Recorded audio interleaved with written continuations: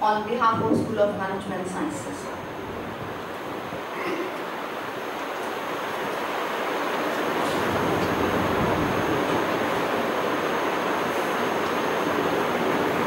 Respected Professor Atul Tandon, former Director MICA, and my all academic colleagues.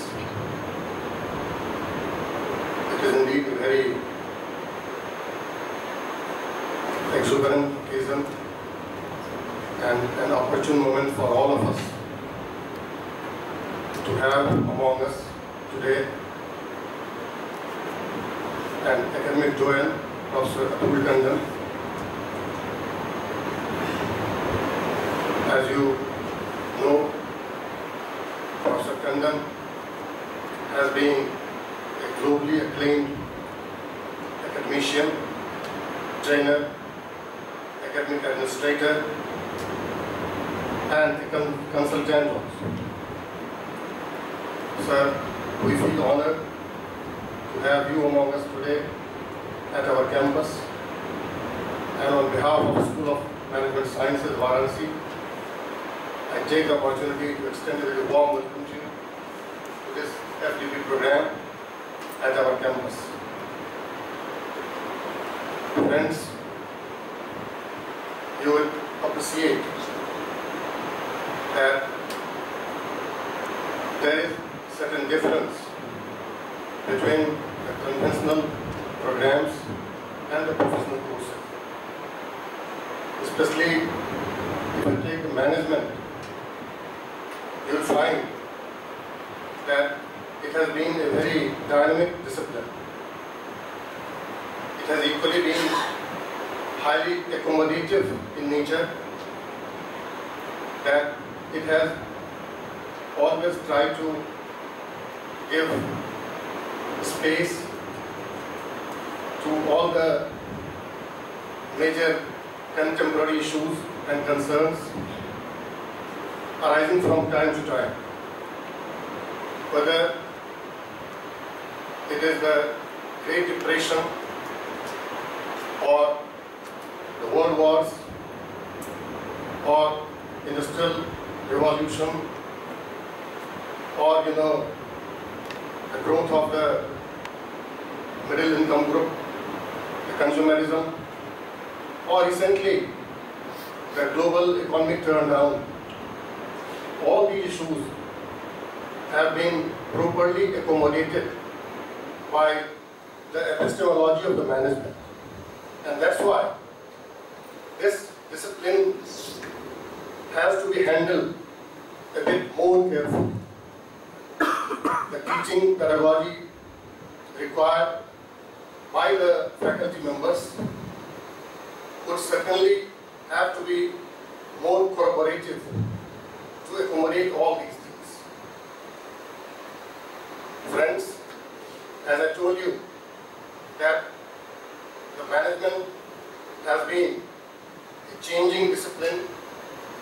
In this connection, I remember a very fine quotation, of course given in terms of advertising, by a famous author, James S. Norris.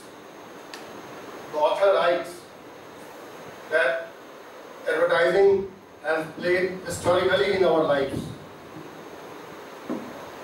It has been the reflection of the ages in which it exists. It has changed as we have changed. So naturally, advertising has been a very important allotrope of the management, a very important corridor within the discipline of the management. So similar is the situation with the management. Now, so far as the teaching pedagogy for management is concerned, as I told you, it has certain common parameters which are equally applicable in other disciplines.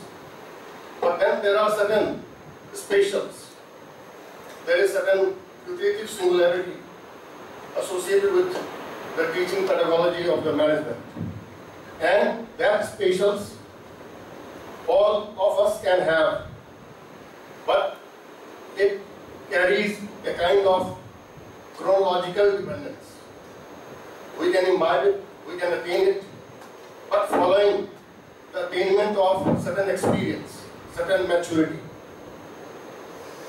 The other way to attain it is the Guru Mantra by competent and highly exposed professors like Professor Atul Tandon. Sir, we all request you to shower us with that Guru Mantra so that along with we faculty members, our students could also be benefited. I once again extend a very warm welcome to you, sir, and seek your kind blessings. I wish the program a grand success. Thank you.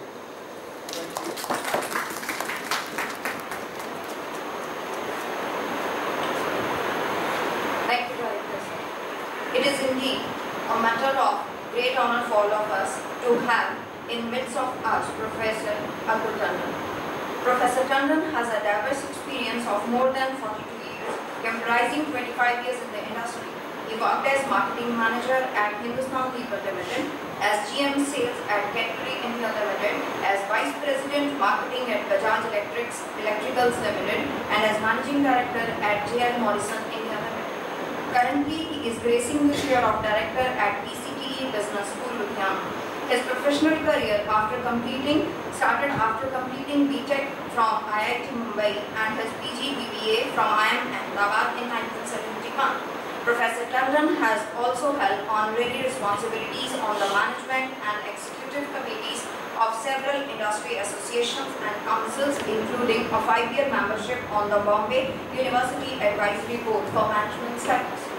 Besides this, he has been a consultant and advisor to firms like Euro RSG Advertising Private Limited on strategizing the agency, client marketing and communications interface, marketing strategy advisor to LKP Shares and Securities Limited, marketing and advertising facilitator to NK Telecom Limited on customer service development and brand building in e-digital telephone systems, among the other assignments.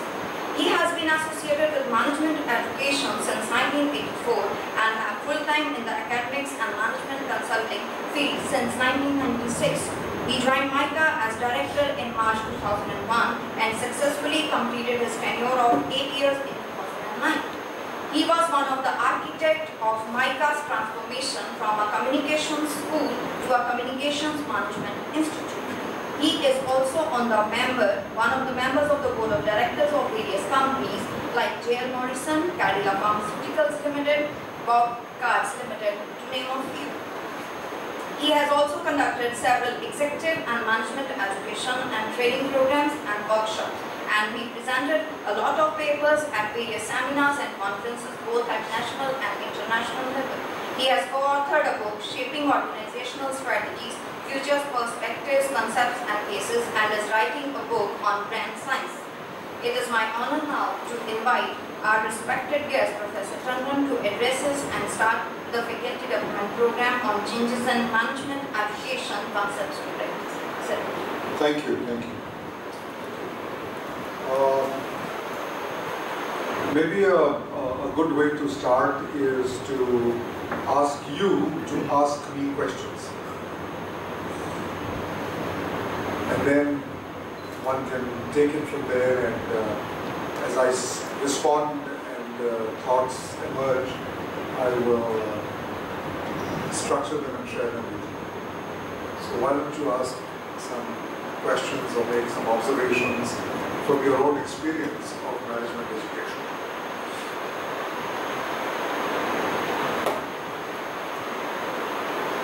Our experience is that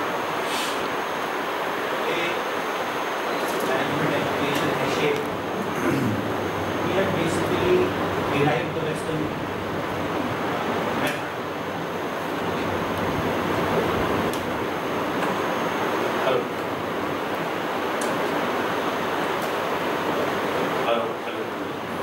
So we have derived the Western perspective, but when we look at our Indian scenario, it seems that it is a misfit. Majority of the theories, practices, what we teach, most of the cases we discuss, they are more towards that Western economies. And when our students go in the corporate world, they find that the education is not working. This is one problem what I see. Indianization of management education should be there. All right. Let me hear what you're saying. Let's hear some more views and then we will respond.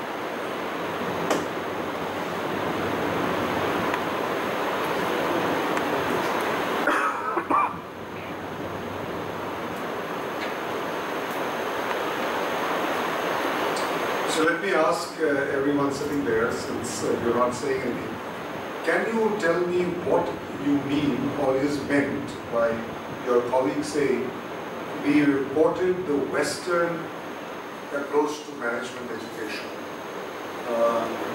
I don't assign any direction to management education, so I myself am not clear what is meant by the Western approach to management education. So can somebody help me understand that, please?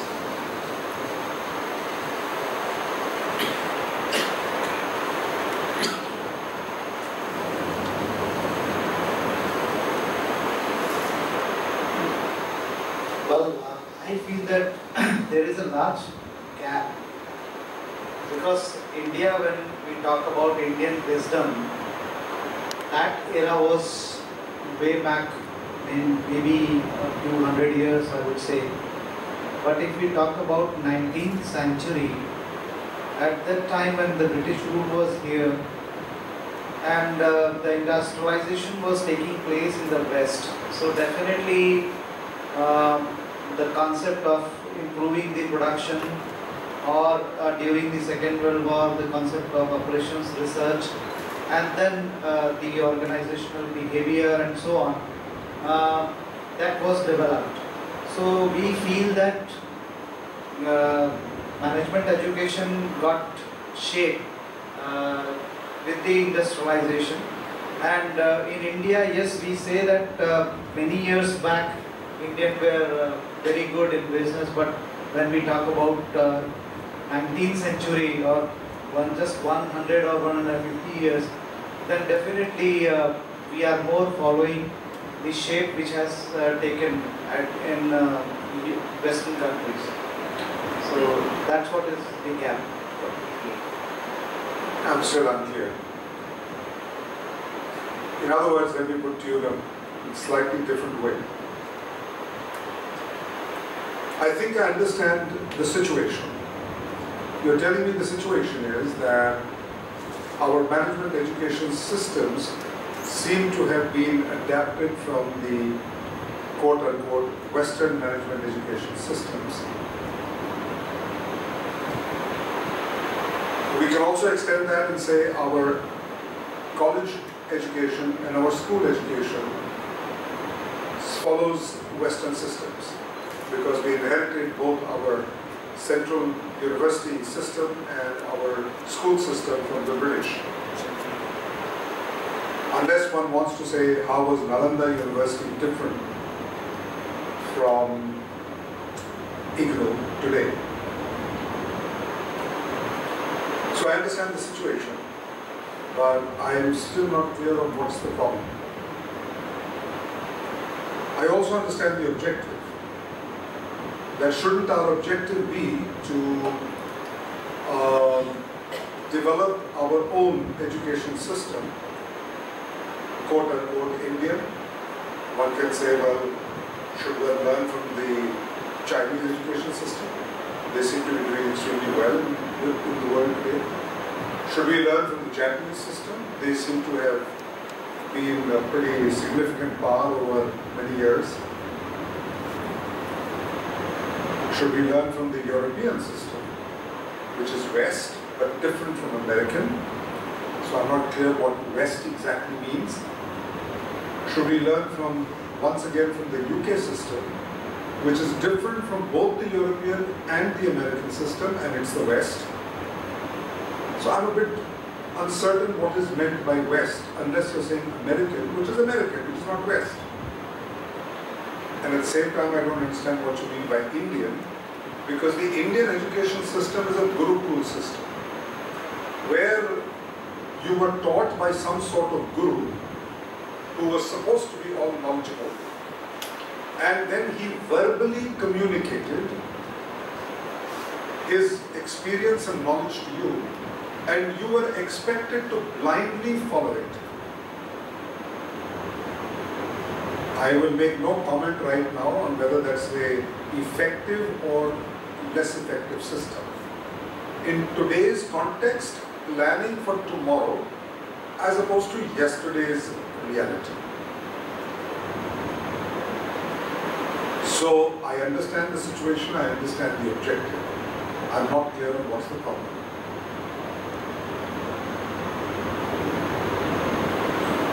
And the reason I'm raising this question comes from a 50-year discipline followed by the IIMA, and perhaps that is why it remains the #1 management institute even today, at least in India, and recognized in the world, is because they do a specific course which was called Written Executive Communication. It then changed to Written Analysis and Communications. It is now called Written Oral Communications. So it went from wet to whack to walk. But its fundamental pedagogy is identifying the problem. So you start with the situation analysis, but identify the problem. Let me try and give you a relational factor. Situation, we are going for our elections in 2014, central elections.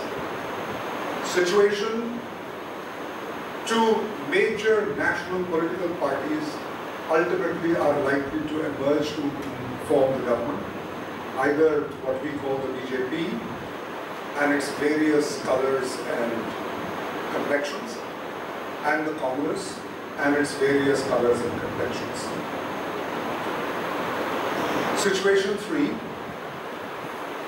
that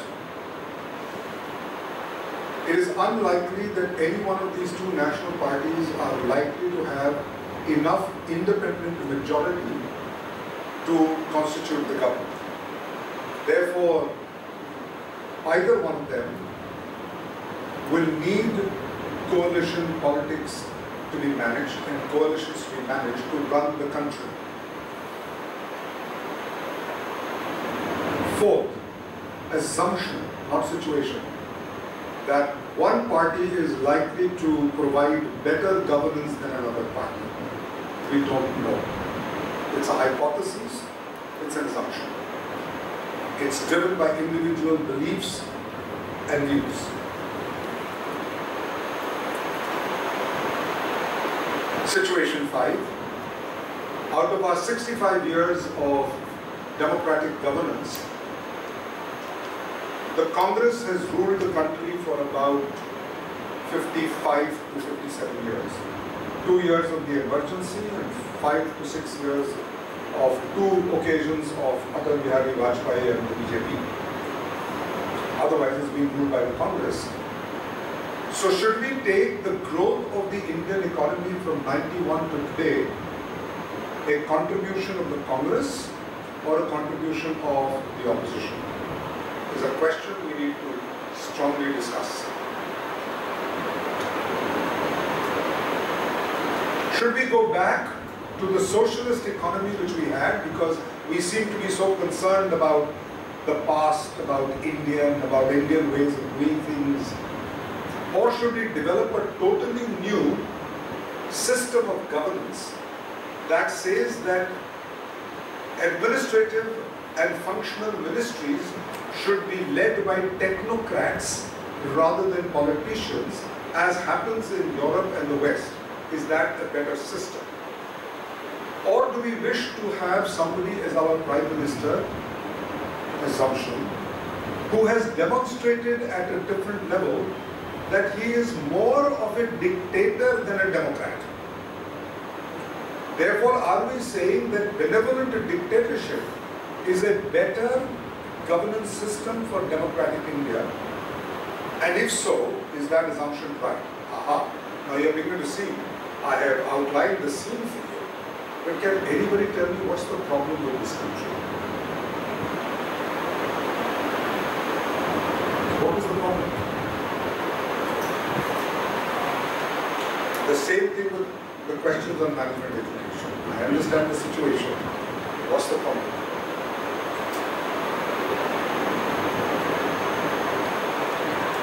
I understand the hypotheses. I understand the assumptions. What's the problem?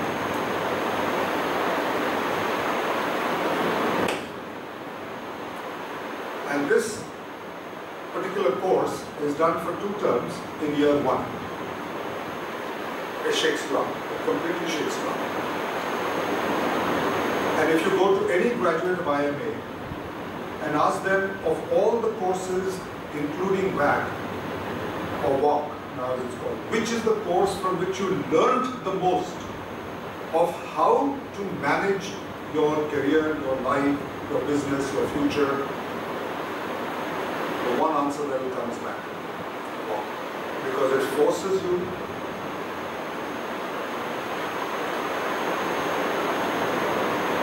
not to present problems, but to identify and present solutions. So, first I must know what's the problem. Then we can start looking for solutions.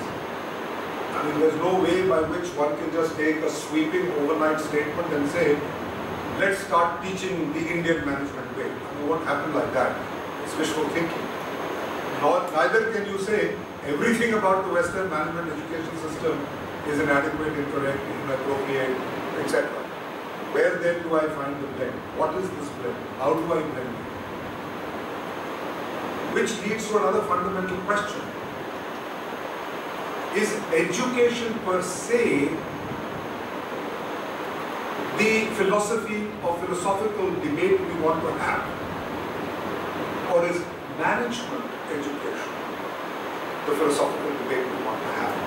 Because I see the two as being completely different. One can also take the view, is there something that management education teaches, provides for learning, which can be used to manage education? That's it. And therefore our primary school system, our engineering system, our social science systems, our political science systems, all of which comes under education at some level or the other, ought to be reviewed, revised. And then if I have to do it, does management teach me how to manage that change? Understand? So to me, management education is a different education. I don't see a geography to it. I see a philosophy to it. That's why I said the Hindu philosophy is the Guru is always right. Tomorrow's world says sorry. That isn't necessarily true. If it was, there would be no generation gap. Then we would all blindly follow our parents. We don't do that. So, then it will also mean that the chief executive is always right. You don't question it, you just blindly follow it. Now, why is the Guru? He's the guy with experience. I have serious reservations about that approach. In today's context, I'm not trying to debate whether it's good, bad, right, wrong. I'm talking about today's context going forward from tomorrow. So, I don't think Dhirubhai Ambani followed any Guru. I don't think Narayan Murthy followed any Guru. I don't think Aditya Birla followed any Guru. I don't think Mr. Bajaj followed any Guru. I don't think Keshav Mahindra followed any Guru. They learned by doing. Is management education all about learning by doing? I don't know. To me, it's a philosophical debate. And hence I'm raising these for you. And I'm hoping they are providing you some food for thought.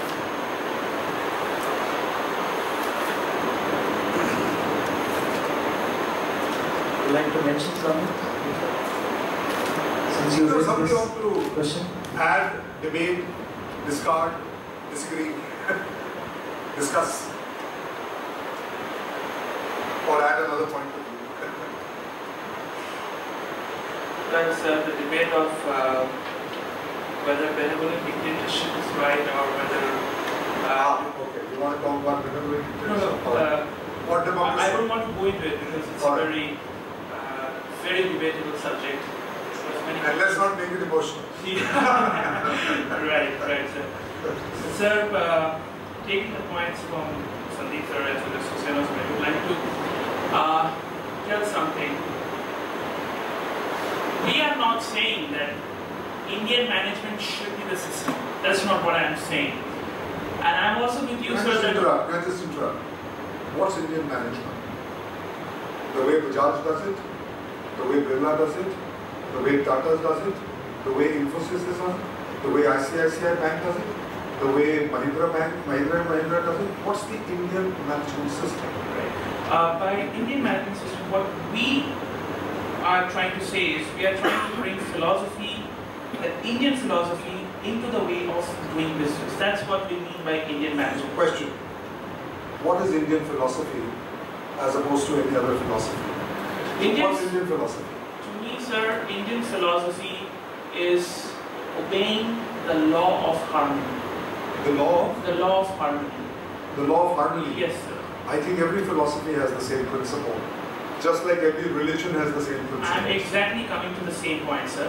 I'm trying to say that if we start from philosophy, right, then, and if we study Socrates, he also talked about a dialogic approach. There was a dialogic approach also in the guru-disciple relationship which existed in India.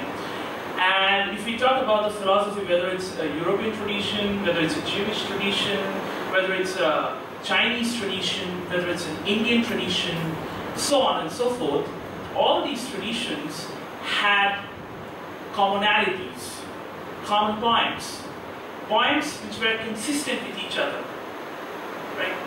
But when we talk about management in general, management we think is too much dominated by a certain country and by a certain country's way of thinking, which we think is wrong, because you see there are three... Wait, you're going back to the same thing. This country is most probably America. May I ask you a very simple question? What stopped you from changing it in class? What stopped you? I don't think we have stopped ourselves from changing it. In which case there's no problem, isn't it? We started with saying the problem is we are adapting Western education system. You're saying no, nothing has stopped me from changing it. Then where's the problem? You see, this is the point I'm trying to make. What's the problem? It's great to debate and discuss. But what is the problem we are trying to address here? So what is the problem is that we teach business education, basically.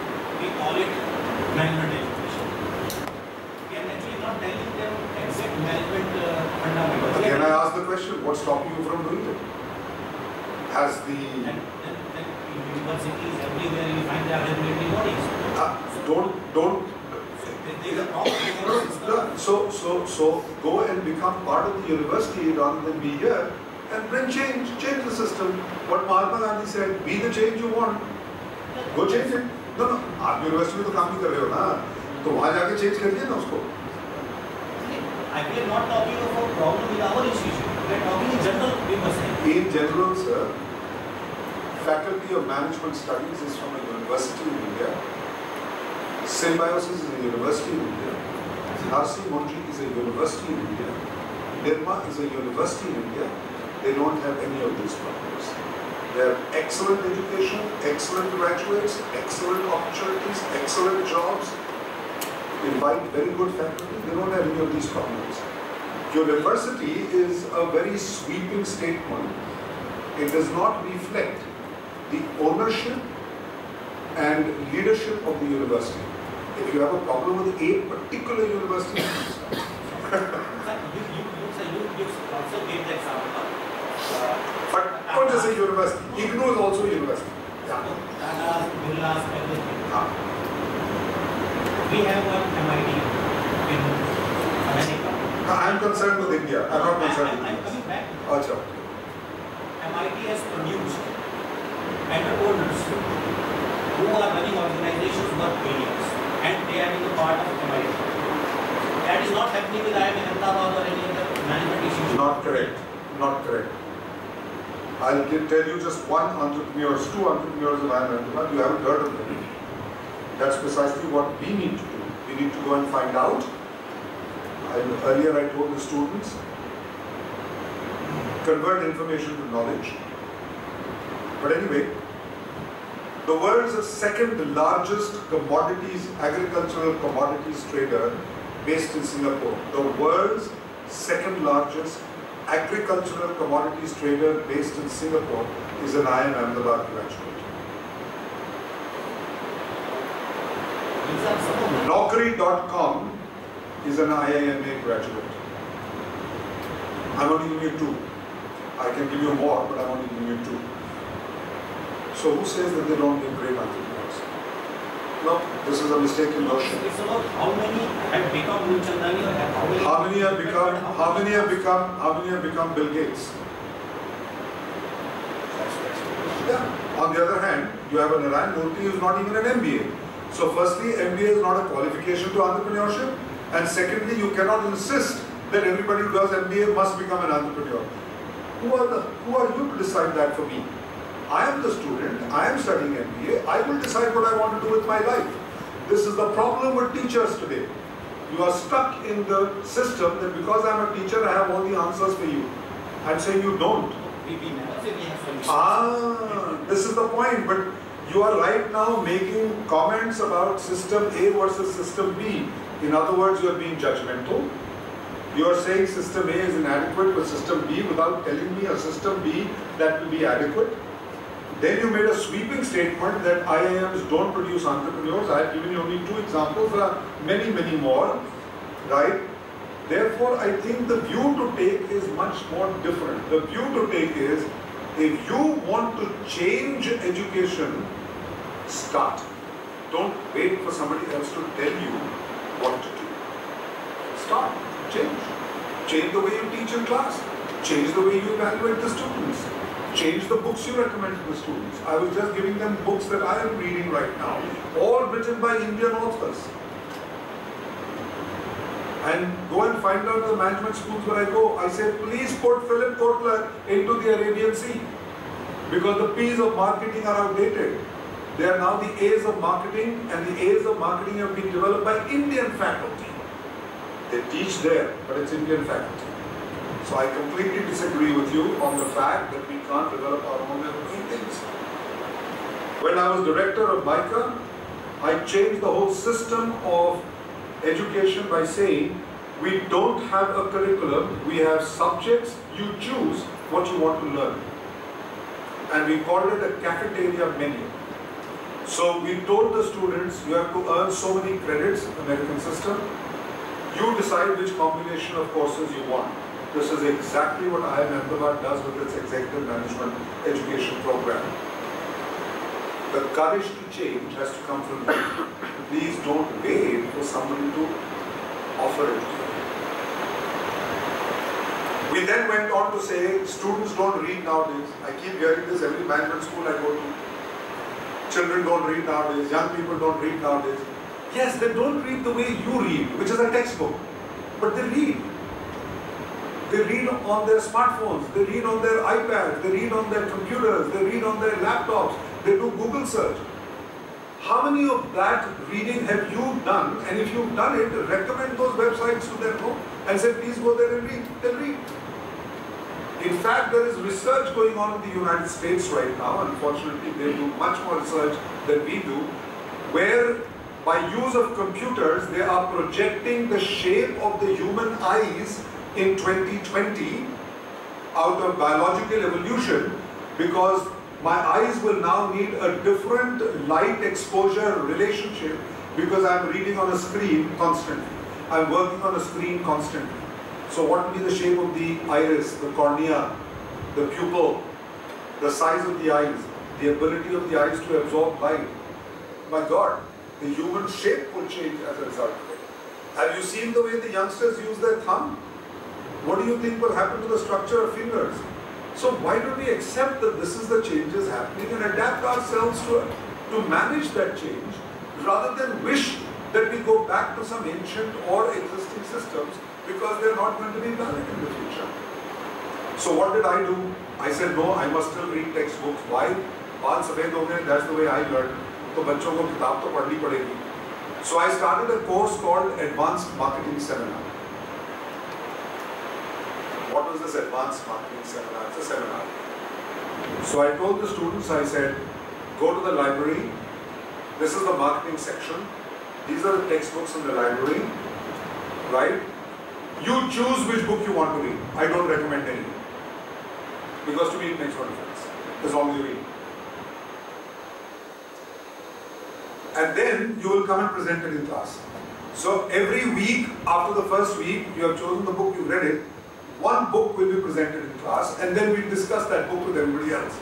Now, please understand. I then said, right, if there are 150 students, we don't have the time for 150 presentations, right?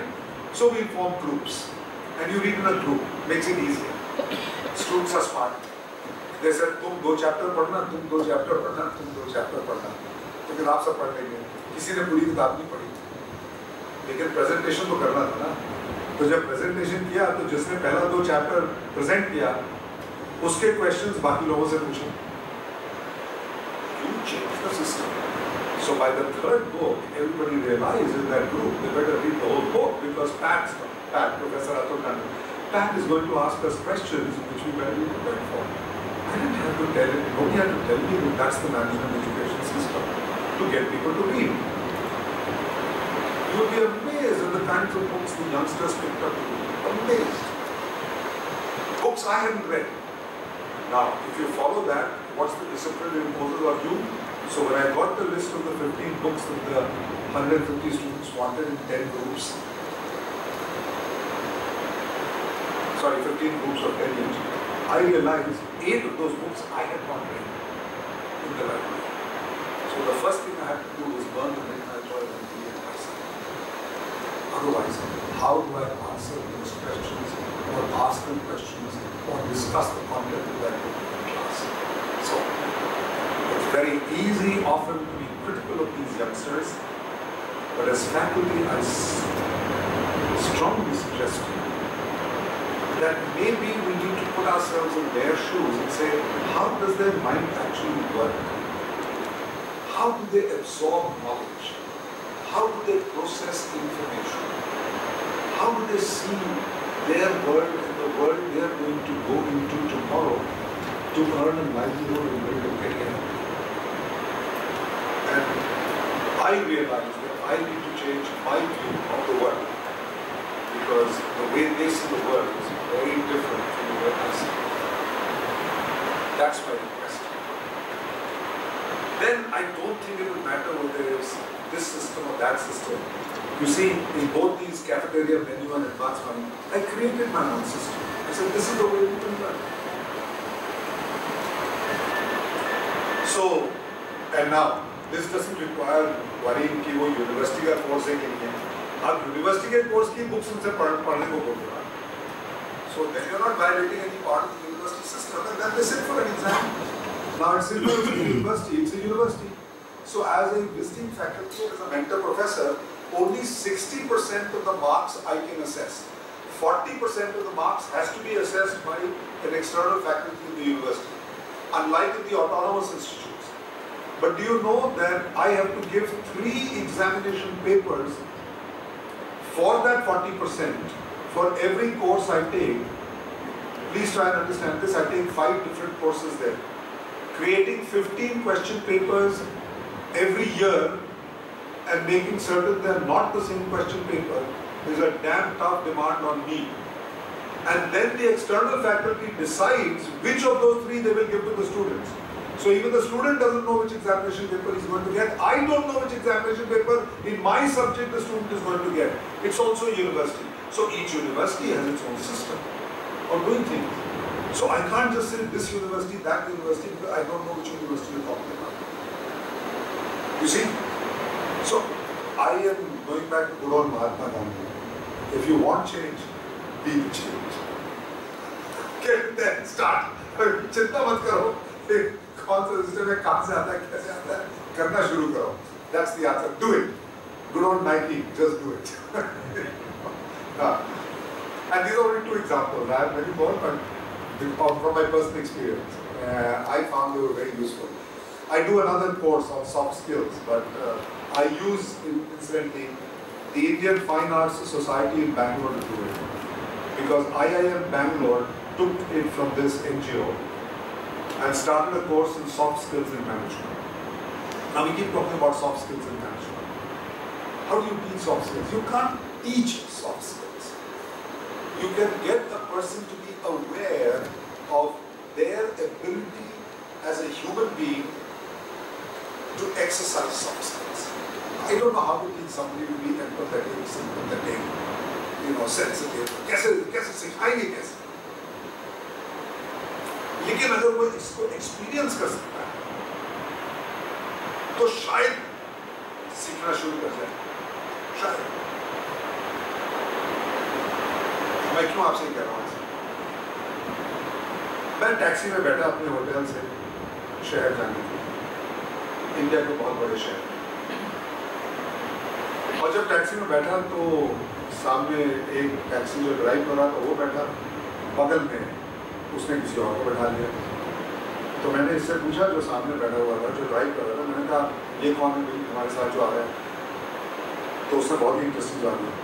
उसने कहा साहब गाड़ी चलाना मैं जानता हूँ, इस शहर के रास्ते पहुँचाता हूँ. और ये जॉइंट वेंचर हो गया. This called a joint venture. Skills of both put together to optimize result. ठीक है? तो जॉइंट वेंचर हो गया. तो मैंने कहा ठीक है. रास्ते में हम लोग चल रहे थे तो हम जो इधर बगल में बैठा हुआ था, उस गाड़ी चला रहा था, he turned around to me and said, sir ji आप यहाँ क्यों आते हो शहर? मैंने कहा मैं पढ़ाने आता हूँ. कहते हैं आप क्या पढ़ाते हैं? मैंने कहा मैनेजमेंट पढ़ाता हूँ. कहता है अच्छा. तो वो तो ठीक है, लेकिन मेरे को ये बताइए मैं MCA करूं कि MBA करूं? तो मैंने कहा MCA मतलब कंप्यूटर एप्लीकेशन की चार्टर्ड अकाउंटेंसी. तो कह रहे नहीं कंप्यूटर वाला.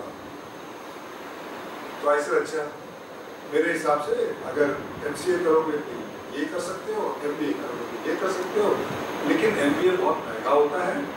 और MCA कर कहाँ से रहे हो? तो उसने बताया ये महाराष्ट्र की बात है कि छोटे से शहर से कहीं से कर पाता है. तो मैंने कहा फिर तुम यहाँ पर अभी क्या कर रहे हो? तुम्हारे क्लासेस वगैरह नहीं चल रहे हैं जो तुमको वहाँ जाना है? कह रहे नहीं क्लासेस अभी शुरू नहीं हुए हैं, वो 4 हफ्ते बाद शुरू होंगे. मैं यहाँ आया हूँ पैसे कमाने जिसमें भी अपनी फीस पे कर सकता हूँ. तो मैंने कहा कितना कमाते हैं? कहते हैं मेरे को महीने का इस होटल से 8,000 रुपया मिल जाता है. खाना देते हैं, रहने को सोने की जगह देते हैं. Imagine. He's not even a BCA yet, forget MCA and MBA. He's earning 8,000 rupees a month. He's got a place to live, he's got food, and he's earning this 8,000 rupees to complete his education. And he's thinking of an MBA. He can't speak a word in English. चलते चले गए हम. मैंने दूसरे driver से कहा तुम क्या करना चाहते हो? कहते नहीं साहब मैं 10वीं क्लास के बाद पढ़ाई लिखाई बंद कर दी. तो ऐसे क्यों? कहता है इंटरेस्ट नहीं मेरे को, ये तो ज़्यादा अच्छा है ना नौकरी. गाड़ी चलाओ, कभी कभी आते से लोग आते हो गाड़ी भाग लेते हो, नहीं तो मैं बैठा रहता हूँ और बिना काम के पैसे कमाता हूँ. Look at this thinking. If with one sweep we simply say rural, lower income, bottom of the pyramid, we'll end up being wrong because they fall in that classification. But their minds are working completely differently. Now please try and imagine you have 180 of these youngsters in class. 180 different minds are working in 180 different ways. As a faculty, can we capture those 180 ways and now educate them? That is our task. That is our job. That's not easy to do unless you empathize with them. And do we have the soft skill of empathy as gurus? We kept going. Let me complete the story for you, but I find it absolutely fascinating. That's the India. That's the Bharat that we want should become India. We kept going. लाल light आई, गाड़ी चला दी मैंने mister. तो जब पार कर गए तो मैंने उसको पूछा, मैंने कहा कि भाई ये आप लाल लाइन पे रुकते नहीं हो? तो हंसने लगा। मैंने कहा हंसी किस बात की आ रही? मैंने कहा सर जी मैं रुक गया तो आप तो यही रह जाओगे, बाकी जिनको पहुंचना है जहां जा रहे हो पहुंच जाएंगे। In other words, he's saying, look, why should I be the only bloody idiot who follows rules? Nobody else is following rules. This is the country we live in. How do you teach management to people who come from this kind of background? Many of the people come here come from that background, saying, why the hell should I follow the law? What way does it benefit me? You are telling me ethics in business management. Hey, ethics क्या होता है? Why should I be ethical? कुछ फायदा नहीं होता ethics. Look at the kind of background he's coming from. They're coming from. So I asked this guy. I said, अगर police वाला आगे होता तो क्या करते? क्या साहब पुलिस वाला होता तो क्या है? मेरे 50 रुपए आज कम हो जाते हैं आमदनी से. Corruption. So I went further. ऐसे अच्छा महात्मा गांधी का नाम सुना है? तो दोनों ने कहा हाँ सर नाम तो सुना है, काफी अच्छे नेता थे। तो ऐसे क्या नेतागिरी करते थे? ये सर साहब ये तो नहीं पता, लेकिन नाम उनका काफी सुना है। यहाँ भी गांधी चौक है, महात्मा गांधी सड़क है, तो हर शहर में सुना ऐसा है, लेकिन हमें ये नहीं पता वो क्या उन्होंने क्या किया था, लेकिन नेता थे, बहुत बड़े नेता थे। तो ऐसे अच्छा अरविंद केजरीवाल क्या नाम है उनका? केजरीवाल का नाम सुना है? अरे साहब वो तो महात्मा गांधी से भी ज्यादा बढ़िया नेता है। तो हमने कहा क्यों? कहने के टीवी पे उनकी शक्ल आती ना हमेशा, तो हल्ला करते रहते हैं जिसमें भी टीवी पे हमेशा आए। तो मैंने कहा किस चीज की हल्ला करते हैं? कहते क्या फर्क पड़ता है आजकल नेता किस चीज की हल्ला करता है, टीवी पे तो That is the India you want to change. That is the India you want to educate the country. That is the guy who wants to know whether he should do MCA or MBA. And I can continue with stories like this because I have made it a passion and a habit. Auto rickshaw में बैठता हूँ उससे बात करता हूँ, hired Meru cab लेता हूँ उससे बात करता हूँ, ट्रेन में बैठता हूँ तो बगल वाले से बात करने लगता हूँ, जहाँ कहीं जाता हूँ मैंने ये कर दिया, बस स्टैंड पे खड़ा रहता हूँ बगल वाले से बात करना शुरू कर दिया। किसी को नहीं बताता मैं कौन हूँ क्या हूँ, थोड़ा बहुत वो नाटक समझते होंगे, मोटी मोटी टेल है, उठता उठता पैर से खड़ा हुआ है यहाँ पर। अक्सर तो मैं अपने ड्राइवर को बोलता हूँ मेरे को यहाँ छोड़ दो, मैं 1 किलोमीटर आगे मैं पैदल आ रहा हूँ, तुम जाओ, गाड़ी पार्क करके गाड़ी घर पे छोड़, चाबी घर पे छोड़, फिर मैं वॉक करता हूँ, लोगों से बात करता हूँ। And the India I discover makes me realize that unless I change myself I won't be able to change India. It's a different country altogether. It's a different mindset altogether. The youngster today is thinking differently. In one of the management institutes I go to, I said, look, I would like you to submit a written assignment. So they said, sir, but we've stopped writing. I said, we don't actually write.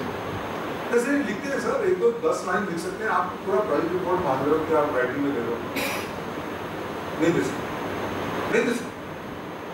This is one of the top 20 leading management institutes, नहीं दे सकते, sorry sir नहीं दे सकते। तो ऐसे क्या करते हो? Sir नहीं आपको सॉफ्ट कॉपी भेज देंगे ना, तो you want written exam, they think it's foolish. They're willing to do the exam, they're willing to be assessed, they're willing to be evaluated. Now, you are saying but the university requires written exam. अब मैं तो उस university में काम नहीं करता हूँ तो I can't क्योंकि कैसा करना चाहिए क्या करना चाहिए। लेकिन अगर यूनिवर्सिटी को चाहिए आपको सिम्बायोसिस का एग्जाम्पल दिया है ना, तो मैं सबमिट कर देता हूँ भाई ठीक है ये तो रिटन एग्जाम करो क्या करें। But this is the what's happening. So what is the इसका निचोड़ क्या है?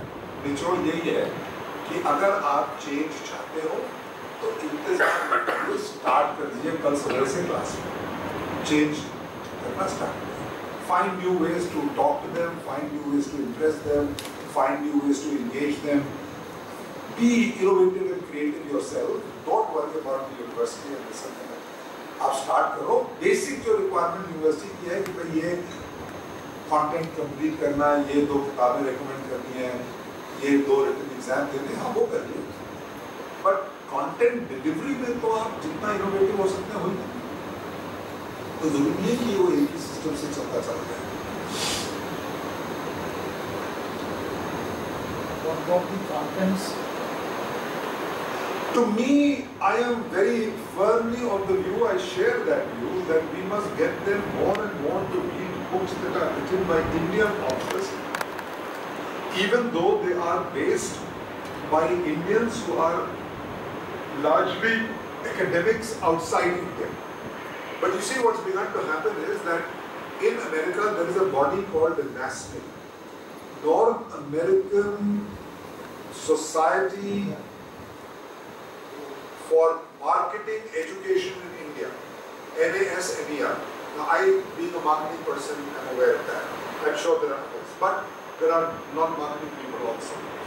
Now, NASME holds an annual conference every year, and because it's North American Society for Marketing Education in India, 90% of the membership is Indian faculty, right? And they have started coming now to India, partly to consult with Indian businesses on how to manage the global competition, because they are based there.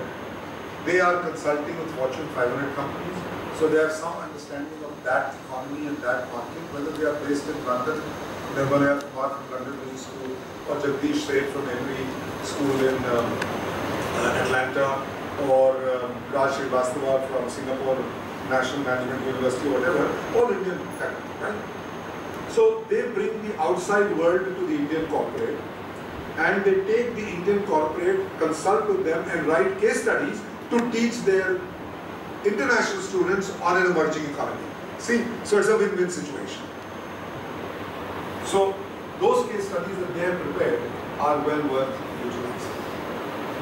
And for that, you need to be in touch with what is the latest books and things they are writing, because they mention the case studies in those books. And many of them are Harvard business professors. I have had the good fortune to attend some training programs, faculty development programs under them. They are brilliant. In fact, now many of them are also on the advisory boards of the Government of India's ministries, because the Government of India is very serious, and to my mind, it doesn't matter which political party it is, of taking India's forward in the world.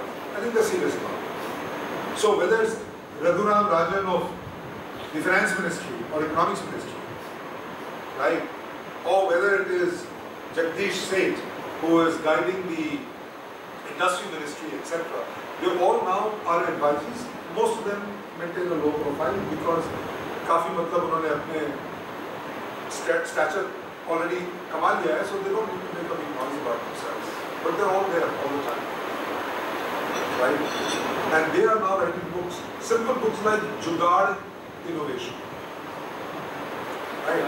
Now I would recommend this book on Jugaad Innovation if I was doing a course in new product development. You can also say, please recommend a book done by Charles Schwab or some such kind on new product development, sure. But if you yourself are not going to keep abreast of the latest, you can't then expect this to change the system, no? So I have to keep myself aware of what is the latest. So one reads into various digital platforms where you get to know which is the latest book that's written. Now Jugaad Innovation is written by one Indian, one Asian, right? So I would recommend that book because it deals with how to create new products with limited resources. That's what Jugaad is all about. So I would recommend that. On the other hand, the basic principles of new product development, idea generation, idea screening, concept development, yeah, दूसरे Western और Indian से क्या फर्क होता है? वो concept है, that's a basic concept. तो वो तो आप सिखाओगे, product life cycle is a concept. But now you can take the product life cycle of Pepsi, McDonald's and Pizza Hut. You can also take the product life cycle of Dabur Chyawanprash.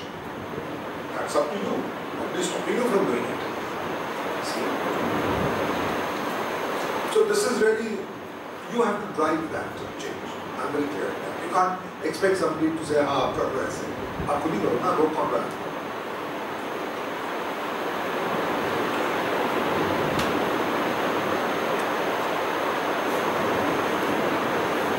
Similar to the books I was telling you, the Arab World Unbound, the Renaissance, the Indian Renaissance. The other book that Sanjeev Sanyal has written is he's identified the course of the Saraswati River. And he written a book called The History of the Geography of India.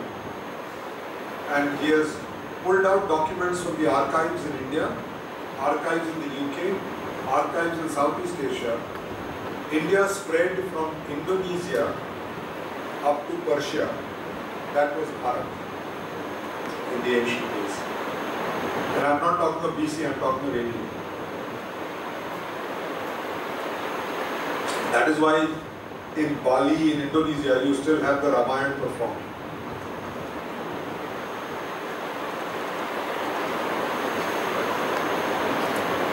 Then there is an excellent book called Chindia, China and India, Chindia, written by Jagdish Seth. So if I was doing a course in strategy management, international marketing, international strategy, corporate strategy, I would recommend a book like that. I don't have to recommend, the world is flat kind of thing by now, because that I think is now in any case outdated. On the other hand, reading a book like The Blue Ocean Strategy written by a Chinese guy is common sense. It's basic fundamentals. Then it doesn't matter to my mind whether it's Western Indian or whatever. So concepts can be more broad. Practice and use of those concepts can be done by taking books written about India, Indian examples, etc. And there are lots of such books. In the last 5 years, it wasn't so before, but suddenly they're mushroomed. Suddenly they're mushroomed. One of the most fascinating examples of distribution system is the Dabbawalas in Bombay, which has now become a Harvard Business School case study.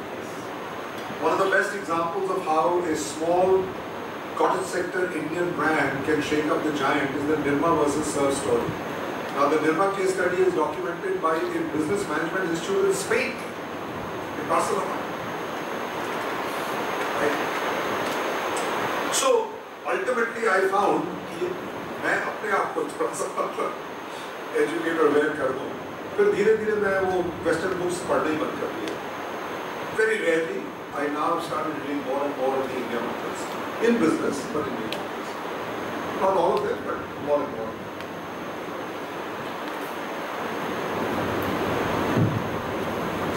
Well, according to you, sir, we are looking changes in the Indian economy, and coming 10 years or 15 years, definitely there will be a different shape altogether.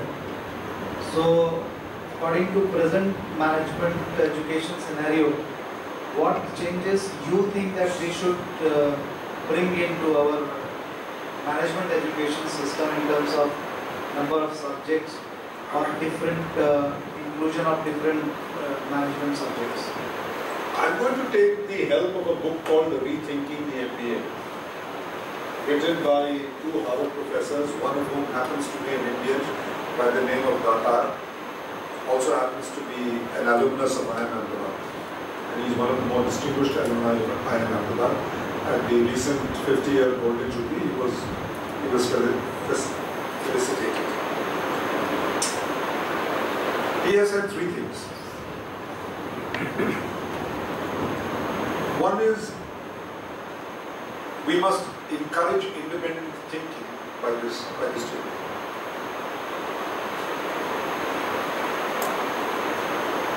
And faculty must be open to the idea of engaging the student in debate and discussion rather than lecture.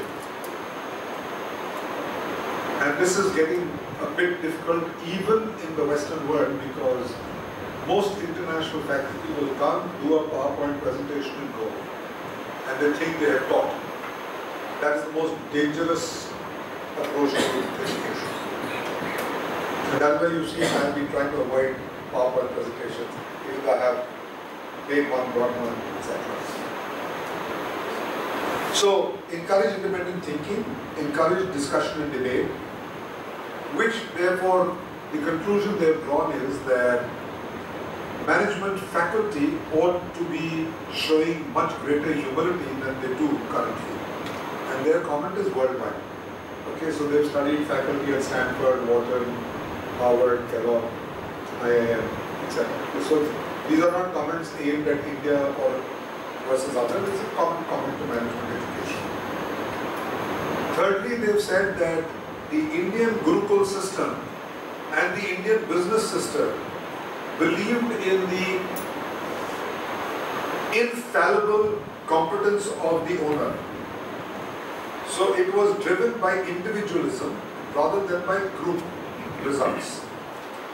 And they are saying the future depends on networking and teamwork rather than individual competence. Hence that Harvard Business School article now, that I was telling you the July issue.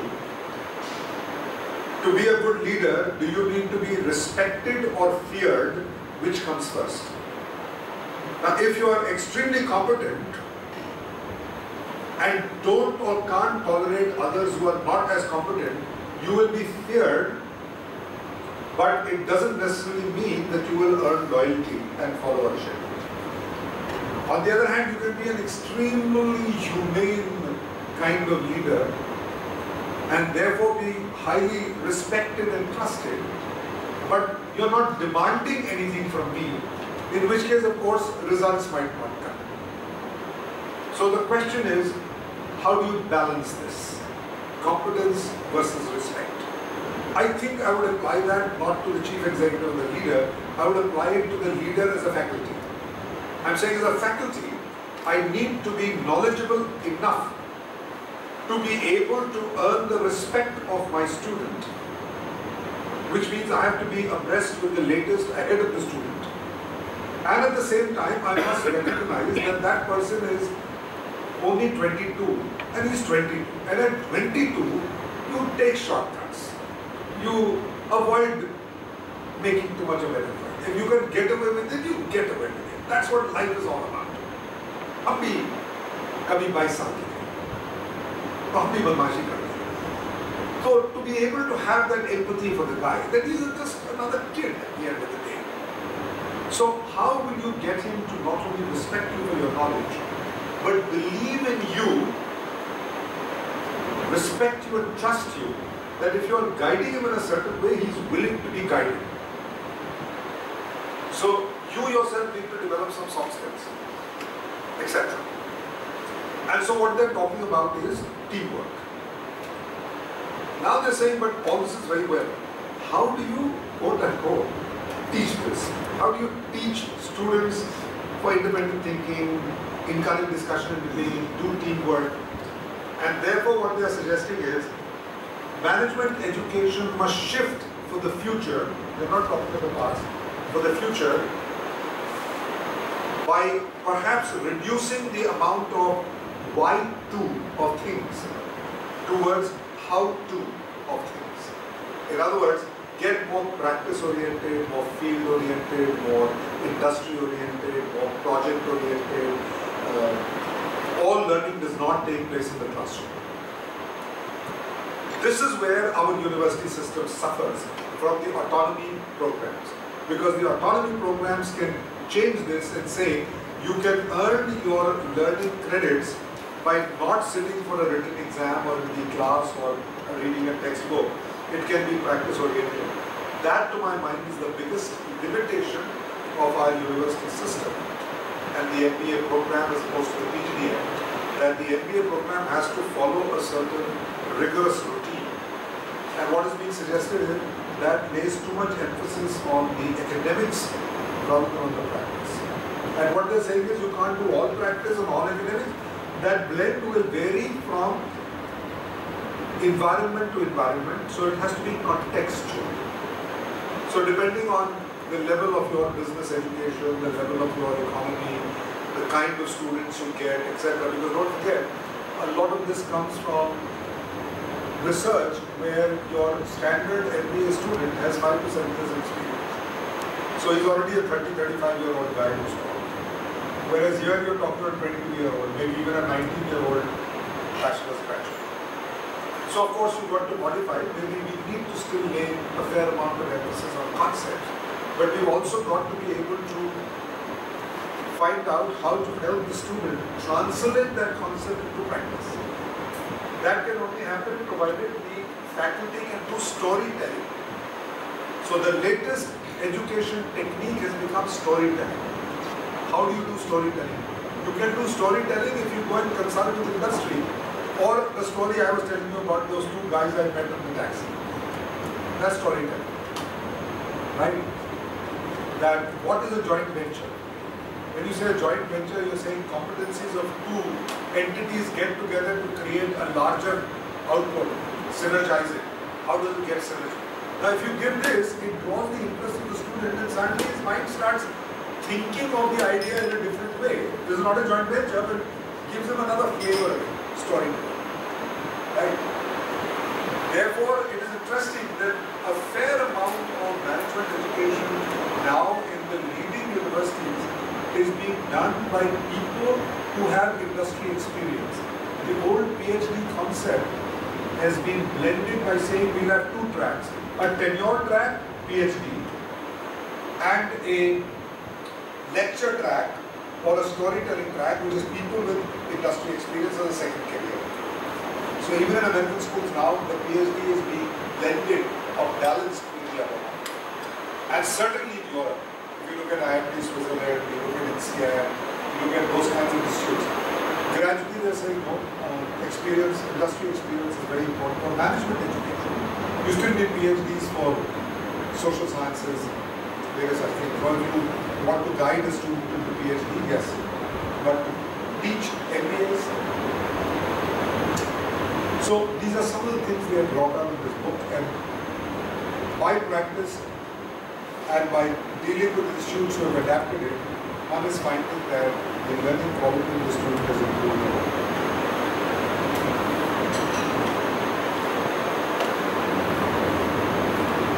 So in fact, somewhere I had written down that it should be contemporary, it should be contextual, and of course, the content must be delivered. Communication skills have to be very strong. I've sat in excellent content classes, but frankly, I have felt like falling off the seat because the tone is absolutely monotonous. I've also sat in classes where I know it's complete bullshit. But you're so engrossed with what is going on because the person is telling it in the form of a story, in the form of an exciting event, in the form of something happening, etc. Now when you strip it all down, you say, नहीं, आज मैंने ये दो बातें सीखी हैं, 10 बात नहीं सीखी है, ये दो बातें सीखी हैं. And whether we like it or not,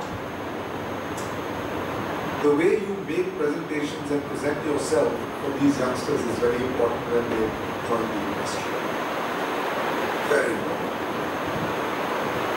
So these are some of the things that have emerged in these new learnings of how to do management education. I think, sir, that here when learning two things is more important than if somebody is trying to teach us 20 things in a class, but he's so monotonous that nobody is learning anything. So I think two things are better. I think so. I think, I think it's better. Some of the other things that come out here is how can we leverage technology to improve the students' mind? Because we can't wish it away. This is that story I was telling you. We can't submit it right. Now, I could have, as a faculty, insisted that we have done it. But I thought to myself, I said, look, if it's easier for them to think, organize their ideas, structure their logic by using a different method, i.e. the Microsoft Word or whatever format, why should we stop them? At the end of the day, we want them to generate ideas, we want them to structure their thought process a little better, etc. Many of us do it better when we write. They say we're writing, except when we're not using pen and paper, we're typing it, but we're still writing. But look at all the advantages they have. अगर कोई paragraph यहाँ से वहाँ shift करना है कर सकते हैं, उसको निकाल के यहाँ लाना है ला सकते हैं, उसका टेबल बनाना है बना सकते हैं, because digital is giving them all that support. अब वो हाथ से लिखेंगे तो कहाँ ये सब ग्राफ्स ड्रॉ करेंगे, बार चार्ट्स बनाएंगे, टेबल्स बनाएंगे। और फिर अगर डिजिटल दे रहे हैं सॉफ्ट कॉपी तो उसको पावर पॉइंट में भी अगर कर दिया तो उसमें वो एनिमेशन डाल देते हैं, एक्सेट्रा एक्सेट्रा। बिकॉज वही सब स्किल्स जो हैं उनको जब इंडस्ट्री में जाएंगे दिखाना पड़ेगा। So the question is, normally teachers are asking students to write the assignments by hand.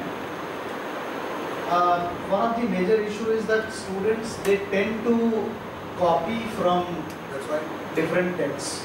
When they have this liberty of That's right. soft copy, That's right. they get a lot of information and they copy paragraphs and then they submit it beautifully. That's right. But the idea originally is that the student must stretch their mind. Agreed.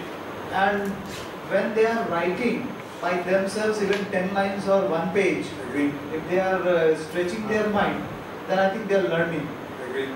So how if I ask them to, okay, you do your assignment on soft copy, but I think it is difficult to stop them to cut and paste. Alright. When we do our PhDs, we give reference from where we've taken an idea. Ask them to do a reference. What's wrong? What's wrong? The problem becomes that they pretend it's their knowledge.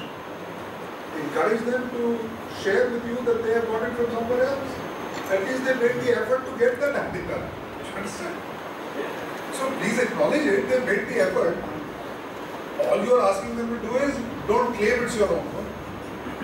Fine. So tell them, please give the reference of the source from which you got it. So once again, I understand the situation, but I don't understand the problem. The problem is because we think it's cheating. They don't think it's cheating. They think A, they are being smart. B, they think they made the effort to find it out.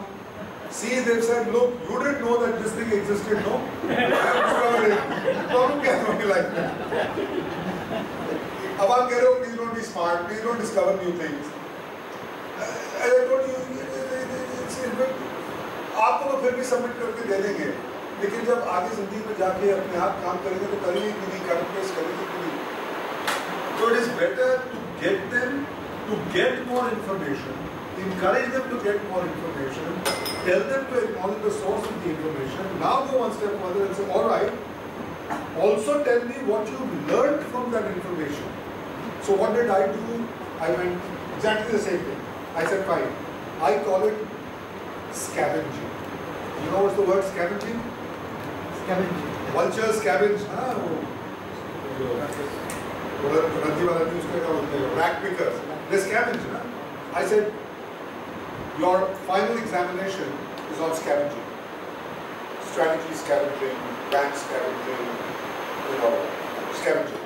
Go anywhere that you want to and get information. Do you realize the number of learnings I have had for subsequent classes? Because I need to know the sources to go. They scavenge it for me. So imagine I'm building up my own library using 100 students to do it. Go scavenge. Go wherever you want to go. But one thing, tell me where you've gone, A, and B, also tell me what you've learned from it. So what do? Source. This is what I've scavenged. Learning. Tell me learning. And that learning has to be in telex language. No textbook is written in telex language. So learning will be learning. 1, 2, 3, 4, 5, 6, 7. See, if it doesn't come that way, I know your body is up, copy it. So learning copy नहीं कर सकते. ठीक है? Now the student says, sir, but where do we scavenge from? I said, aha, that's part of your learning. Go find out. Where are the sources of information? I don't know. You're learning digitally qualified now. So I took a simple subject like futures. There are lots of books written on future wise, futures, blah blah blah. In fact, Oxford University Science Business School has used futures as the core knowledge area and built everything around it. Future of technology, future of philosophy, future of education, future of the economy, future of... So future is the core platform on which they have rewritten the entire management curriculum. That's where I got the idea from. And I said, this looks interesting. So I started looking for books, and I found books that said futures, written by doctors, but on business management. Then I got books like Trend is Spotted. So I told the students, I said, elective course, imagineering the future. What would India look like? What would the world look like? What will the economy look like? What will consumers look like? What will technology look like in the future? So I said, sir, where do we go? तो starting मैंने कहा ये किताबें मैंने glass कर दिया, एक किताब तो कवर नहीं पढ़ सकते हैं।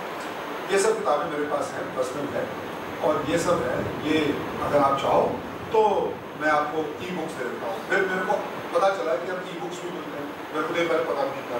But you can actually go to Google and go to e-books, and you can download actual full book e-books, everything. You don't even have to buy from Amazon. Either e-books पे जाओ और scan करो और फिर learnings बताओ। I'm telling you, some of the things that these kids came up with. Today you are learning about mobile phones that can be folded and put in your pocket. I'm being honest with you. My students at MICA in New Product Development told me about that in 2005. In other words, technology research and development had started at that time.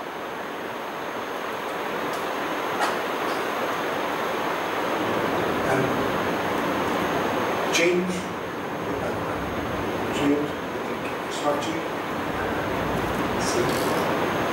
It's saying here are new ways to learn. Here are new ways to get information. There are new ways to capture a broader spectrum of knowledge. And you then cleverly leverage it both for the student and for yourself.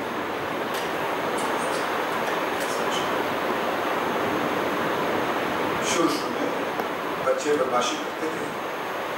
Then, and I'm trying to remember as I'm talking to you the software, but there is an actual software that if you get, and that is the advantage of getting digital submissions rather than written submissions. We started asking for our dissertation theses at MICA for digital submissions. We said we don't.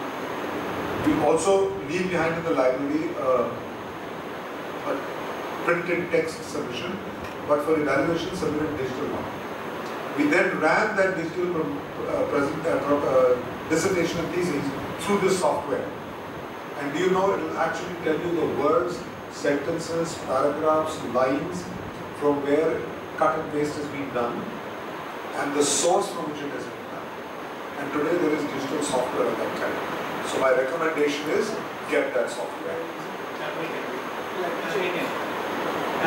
Turn it. So get that software. And tell the students you're going to use the software. And one or two students, get them to submit it, use the software and see so ultimately what are you doing? You're saying, okay, you learn your way. These are the rules of the game. We are equally smart, we know how to catch you. But we're not stopping you from using that process for them. So kind of win-win type situation. Okay, no say that. But these guys are they can get away with it, why not? आपकी सारी Hindi picture उसी platform पर.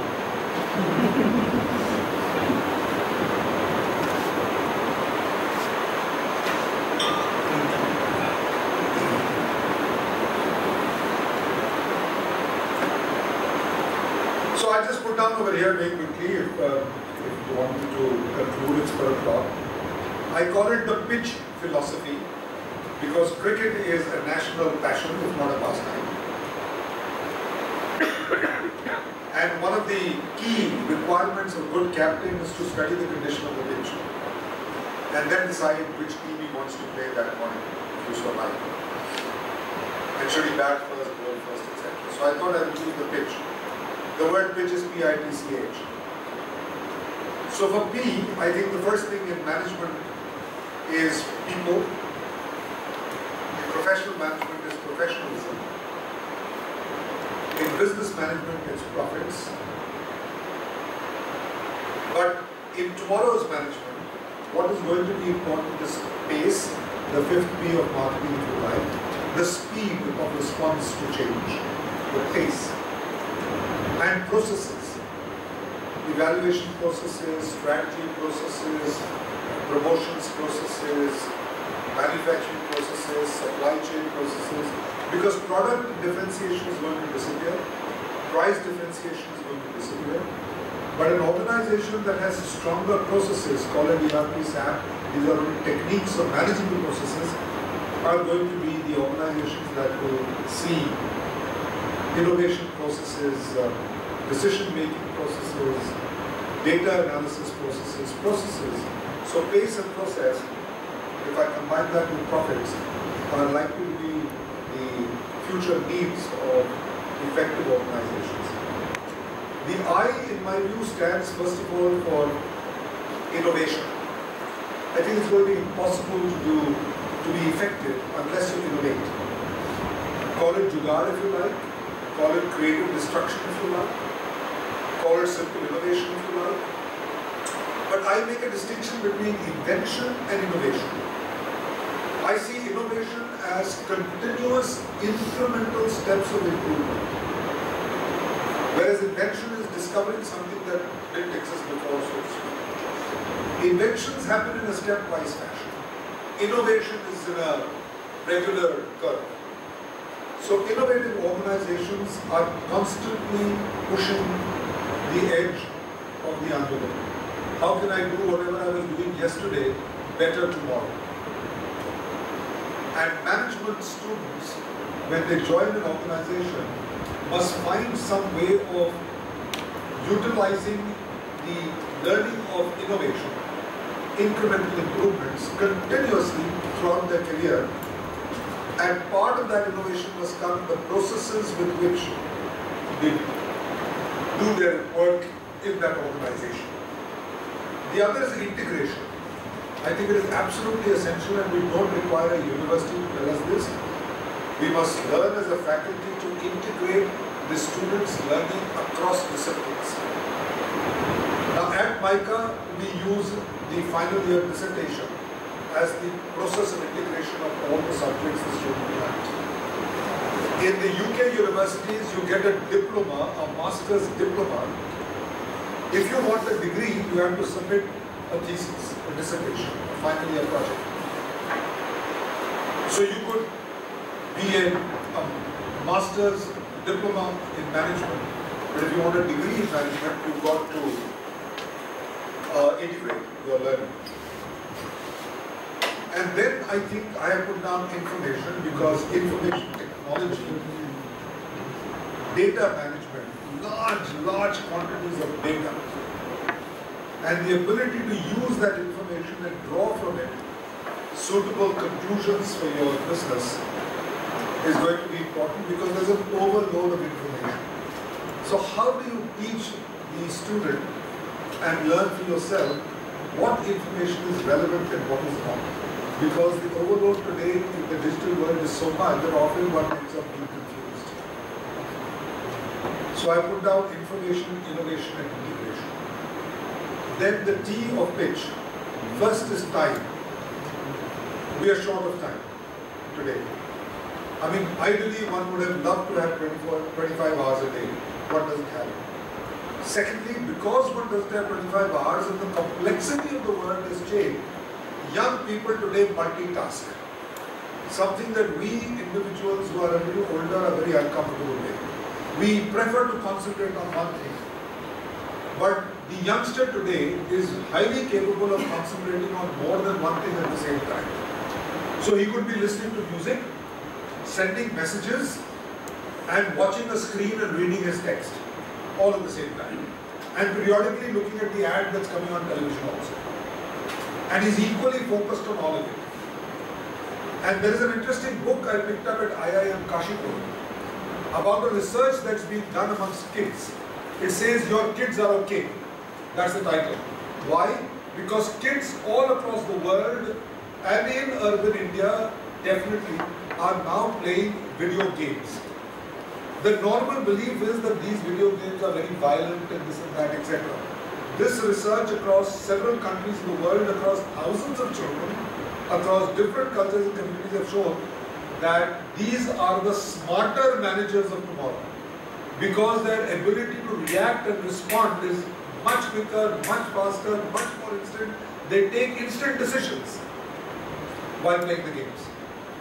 And they are competitive, and they are assertive, and they have a winner's attitude, and they take decisions. There's no other way to play the game. So all the essential requirements of what management teaches, decision making, management, assessing the information, processing it quickly, and using some hunch and experience, and as you play more and more games, you gain experience, etc. So this is a fascinating book, lying in the library of Ian Kashipur. So I picked it up.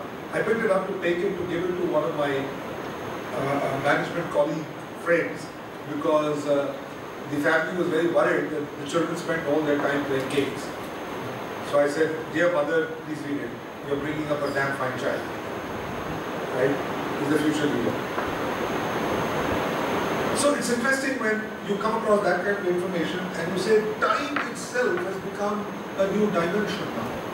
The way we need to look at it from a management education perspective. Needless to say, technology, as opposed to technical, all of you understand that.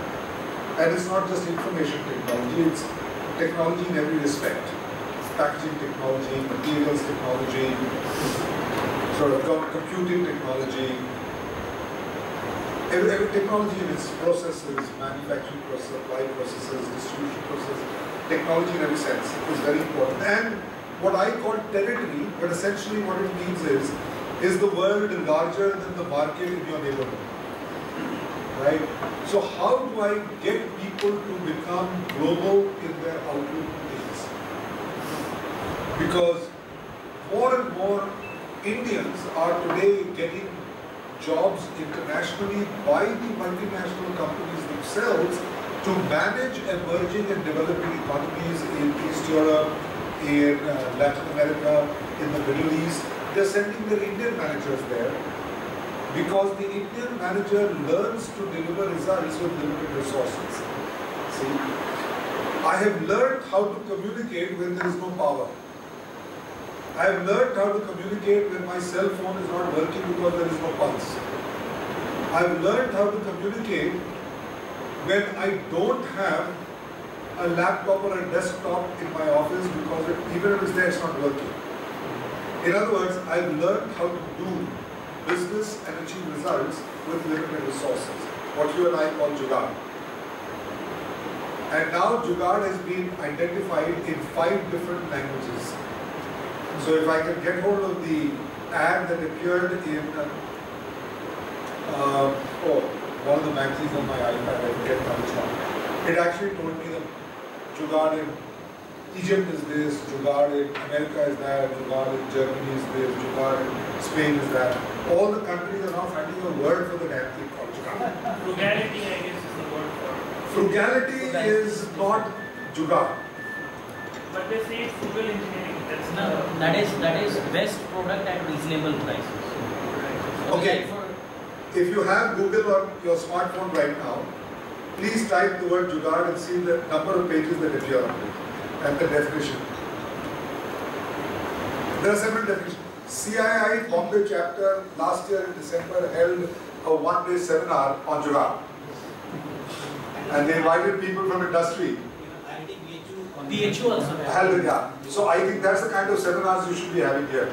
Invite people from industry who have used Jugaad to build their business. What is it all about? How have they done it? And every Indian business has done it. Now the Koreans and now the Chinese, many European businesses are doing Jugaad because they have limited resources. Sadly, Italy, Spain, Portugal, France, Greece, they're all discovering that money isn't indefinite. So, giving our management students a global context territory is important. Then the C, which is pretty obvious, I've already talked about it: content, context, communication, contemporary change.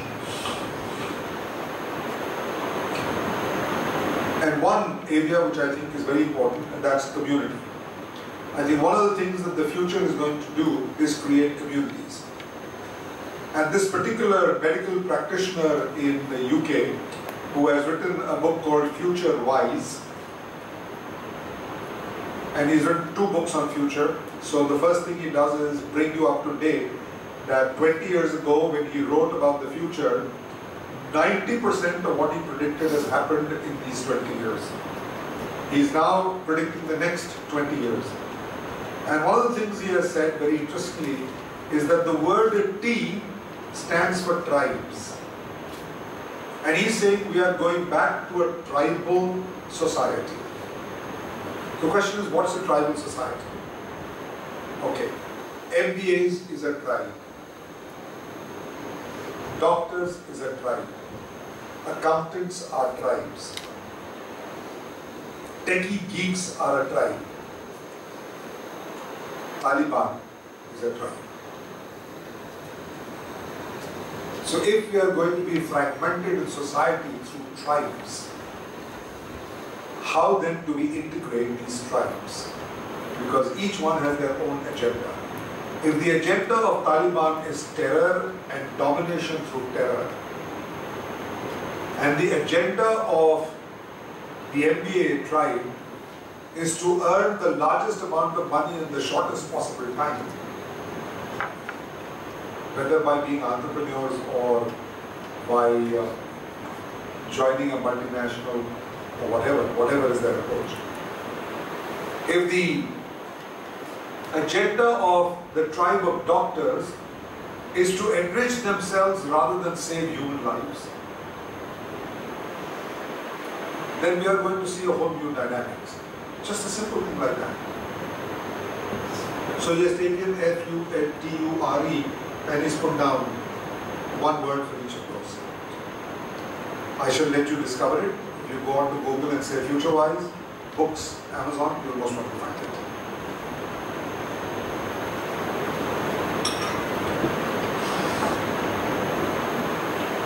So, communities that are being formed are interest communities.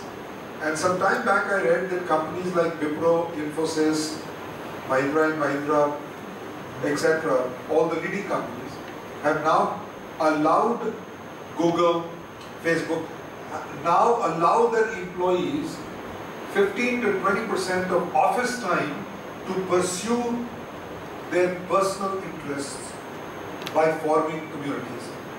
So I'm interested in music, I will find other employees in my organization who are interested in music, I will form a band and I will practice during office hours. So is the organization environment and culture is suddenly going to change, and this is Indian companies doing it. Right? And they are encouraging you. Why? Because they have found that if you take some time off and move your mind out of the stress of work into something you're passionate about, it detoxifies your mind and you become more innovative and more creative. So when you come back with better solutions to the same problem. So they're consciously giving people time off. So I know more and more management schools that I'm going to today who have begun to do that. They have said, no, we are going to have activities for students that take them away from their studies, where they can pursue their own interests. So that's the kind of new contemporary kind of thinking that's coming in, because you're creating communities. I find this absolutely fascinating. There is a company called Mars Incorporated. They make chocolates called Mars bars. They're the world's largest. They allow their employees to bring their pets to the office. They can bring their dogs and cats to the office.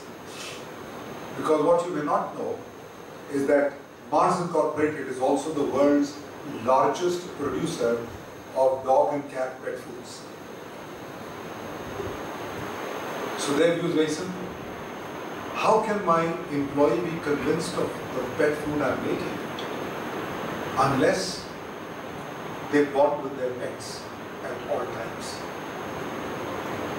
And they have discovered through research that when a customer calls into the office and here's at the background a meow, a bow wow.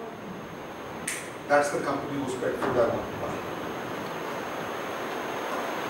All of this is written up, I read it, that's all. I do a lot of reading. It's a dirty habit, but I found it's helpful.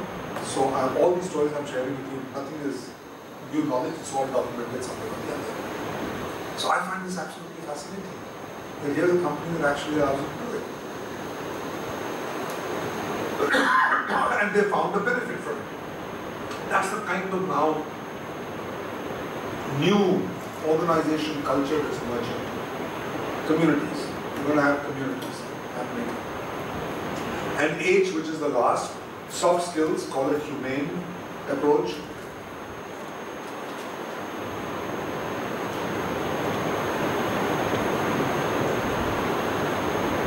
You can read the latest July issue of Harvard Business School. It's a cover story. Holistic. You have to get people to think beyond their immediate environment. Look at the totality, the total picture, or whatever decisions you take, whatever views you take, etc. And if I've got the word right, heuristic, ability to manage data.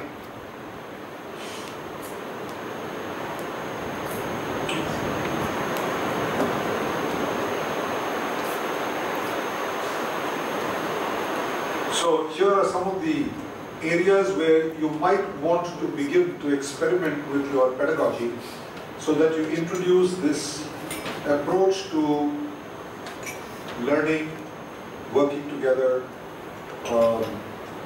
accessing knowledge, etc. as a part of the way you present yourself and facilitate the learning of the student rather than teach the student. So, how do you facilitate learning as a teacher?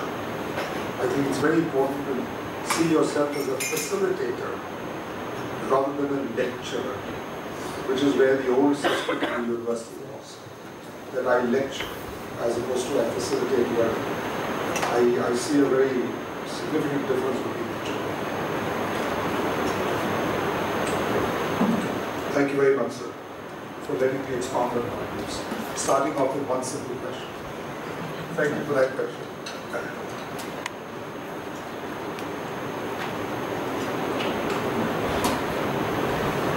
Thank you very much, sir, for your thought-provoking ideas and sharing with us your experience and what you have read for us. Now, I request Professor P. Anjana to felicitate Professor Tandon with the memento as a token of our gratitude.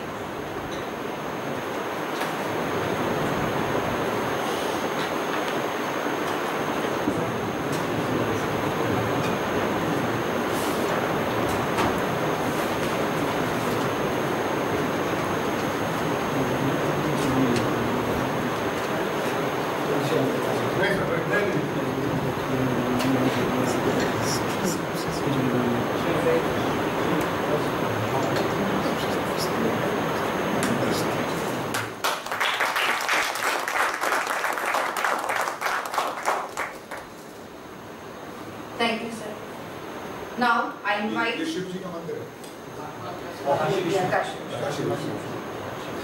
Now, I invite Dr. Sanjay Saxena, Dean Management Sciences, to propose vote of thanks. Sir.